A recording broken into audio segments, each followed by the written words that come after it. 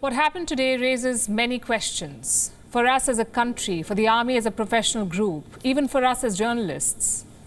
How did something like this even happen? How do you react to a tragedy like this? That defines us as people, our response. Unfortunately today, it's not a good look. This crash will be investigated for a long time. Was it a technical snag? Was it poor piloting? Was it just bad weather or a conspiracy? The fact is we don't know, and we do not wish to speculate. The crash itself is still a mystery, but what happened before and after the crash was in our control. Did General Bipin Rawat have the best possible transport? Why was he flying in a lone chopper? Why was there no backup? I know it's too late to ask these questions, but someone must, or else this won't be India's last aviation tragedy. Remember, we're talking about the top military officer of the country. He advised India's defense minister. He led the tri-services. Today, his schedule had none of that. It was supposed to be a normal day. Travel from Sulur Air Base to the Wellington Staff College, around 50 kilometers.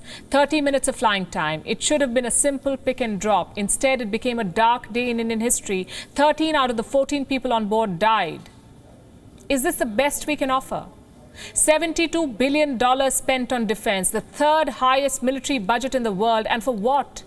Our top general could not safely fly 50 kilometers. Surely this doesn't happen everywhere. General Rawat's chopper was flying alone, no support, no backup team. They were flying through the Nilgiri Hills, not exactly perfect terrain, it's a jungle. Sometimes there's fog, so tricky conditions. And what was the general flying in? An Mi-17 V5 helicopter. They call it the workhorse of the Indian Air Force. That's right, the workhorse. India's top general was transported in a workhorse. In fact, this is what all high-ranking Indian officials get, from chief ministers to the Indian president. Just think about it. It could have been anyone in that helicopter today. Any high-ranking Indian official. It's become a recurring theme in India. We've lost many public officials to such aviation mishaps. Crash landings, radars gone haywire, mechanical failures, many reasons, but the same result. Let me give you a quick recap. September 2nd, 2009, a helicopter carrying Andhra Pradesh Chief Minister Y.S.R. Reddy goes missing. Next day, we learn that it has crashed. April 30th, 2011, Arunachal Pradesh Chief Minister Dorji Khandu's helicopter goes missing. The wreckage is found 3 days later. March 3rd, 2002, Lok Sabha Speaker GMC Balayogi dies in a helicopter crash in Andhra Pradesh. May 2001, the chopper carrying Arunachal Pradesh's Education Minister crashes. 5 others were also on board. The reason? Poor visibility. I could go on, but you get my point. We cannot keep dismissing these as freak events. A well-prepared system must account for everything, tragedies, mishaps, attacks, everything. As a country, we cannot wake up to news like this, to pictures like these. Pictures of a general's mangled helicopter. Which brings me to my next question. How did we react to this tragedy? They say crisis brings out the best in man. Well, not in this case. Today was a rat race.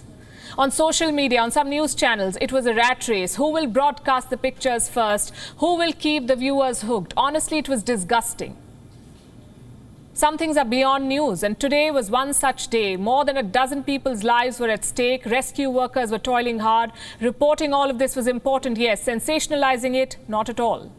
General Rawat's death was announced by the Indian Air Force, and they posted the statement at 6:03 Indian time. This was the official confirmation. But some people on social media did not wait this long. I'll give you an example. This post by a retired officer at 2:52 p.m. Rest in peace, General Bipin Rawat, he says, a full 3 hours before the Air Force announced and confirmed it. What's the rush here? Since when is someone's death a social media race? Are you trying to impress someone with your information or trying to hurt the general's family? Either way, it is tragic and disappointing. Same with the pictures we got from the crash site. We get that the chopper has crashed. We get that there was a fire. You do not have to circulate pictures of the injured.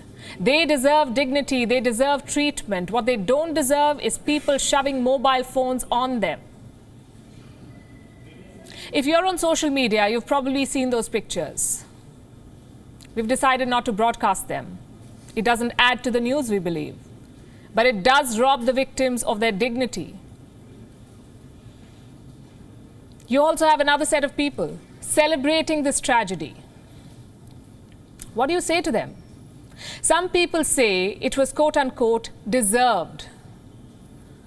Others are calling it karma for what happened in Nagaland. The word disgusting does not even begin to cover such people. You may not have liked General Bipin Rawat, but there's a place and time for criticism.